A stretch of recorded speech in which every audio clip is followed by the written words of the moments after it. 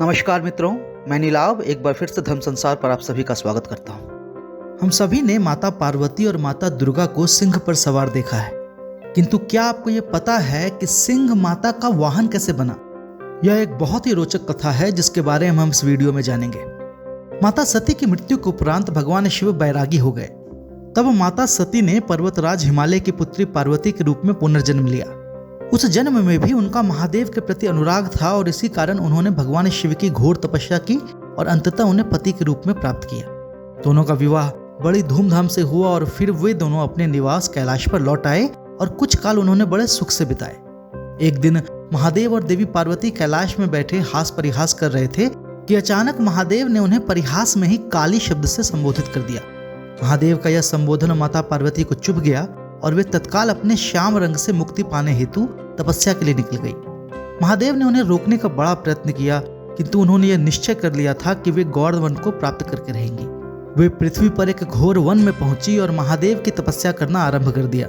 पहले उन्होंने भोजन, फिर जल और अंत में वायु का भी त्याग कर दिया और तपस्या में ऐसी रत हो गई कि उन्हें और किसी चीज की सुधि नहीं रही। उसी समय जंगल में घूमता हुआ एक विशाल सिंह वहां पहुंचा। उसका आकार इतना विशाल था कि अन्य जानवरों की तो क्या बात है, हाथी भी उसके सामने आने का साहस नहीं करता था। वो शेर कई दिनों से भूखा था और भोजन की खोज में घूम रहा था। तभी उसकी दृष्टि तपस्या में रत मां पार्वती पर पड़ी।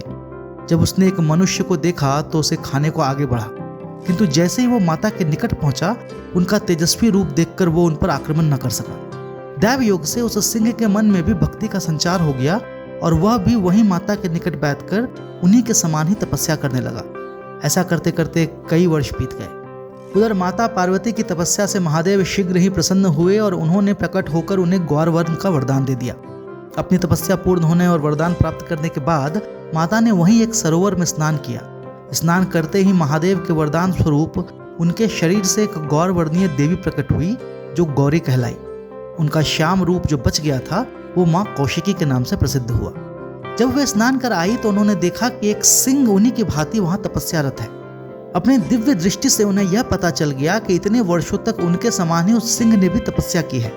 तब उन्होंने उस सिंह को चेतना प्रदान की और अपने प्रति उसका ऐसा अनुराग और भक्ति देखकर माता ने उसे वरदान देने की इच्छा प्रकट की। तब उस सिंह ने कहा कि हे माता, इतने काल तक मैं आपके साथ तपस्या कर रहा हूँ कि मैं अब अकेले अपने अस्तित्व का अनुमान नहीं लगा सकता।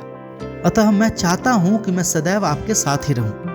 अपने प्रति उसका ऐसा अनुराग और भक्ति देखकर माता ने उसे अपना वाहन बनने का वरदान दे दिया। तब से ही सिंह माता का वाहन है और उनका एक नाम शेरावाली भी है। इस विषय में एक और कथा का वर्णन आता है जो कि तारकासुर से संबंधित है। तारकासुर को यह वरदान प्राप्त था कि उसे केवल महादेव का पुत्र ही मार सकता है। जब तारकासुर ने उत्पात मचाया तब महादेव और पार्वती के ज्येष्ठ पुत्र कार्तिकेय ने उसे युद्ध के लिए ललकारा।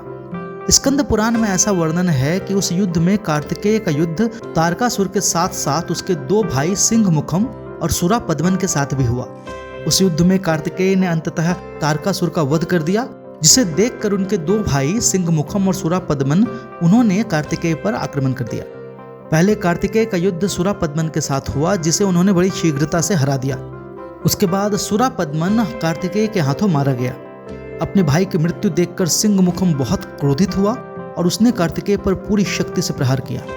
भगवान कार्तिकेय और सिंह मुखम का युद्ध बहुत दिन तक चला और सिंह मुखम की वीरता से भगवान कार्तिकेय बड़े प्रसन्न हुए, किंतु सिंह मुखम के बल की एक सीमा थी और कार्तिकेय ने उन्हें भी परास्त कर दिया। पराजित होने के बाद सिंह मुखम उनसे अपने प्राणों की भिक्षा मांगने लगा। तब कार्तिकेय ने दया दिखाते हुए उसे एक सिंह का रूप देकर माता दुर्गा का वाहन बनने का आशीर्वाद दिया। तभी से सिंह माँ दुर्गा का वाहन है। हमें आशा है कि यह वीडियो आपको पसंद आया होगा। यदि ऐसा हो तो आप इसे लाइक कर सकते हैं और हमारे चैनल को सब्सक्राइब कर सकते हैं। इस विषय पर एक लेख हमने पहले ही धर्मसंसार.com पर प्रकाशित कर दिया है, जिसका लिंक हमने डिस्क्रिप्शन में डाला है। यदि आप चाहें तो उसे वहां जाकर पढ़ सकते हैं। यदि धर्म संसार के वीडियो आपको पसंद आते हों तो आप इसे अपने मित्रजनों और अपने परिवारजनों के साथ साझा कर सकते हैं। हम शीघ्र ही एक नई और रोचक वीडियो लेकर आपके सामने प्रस्तुत होंगे। तब तक के लिए विदा चाहता हूँ। जय माता दी।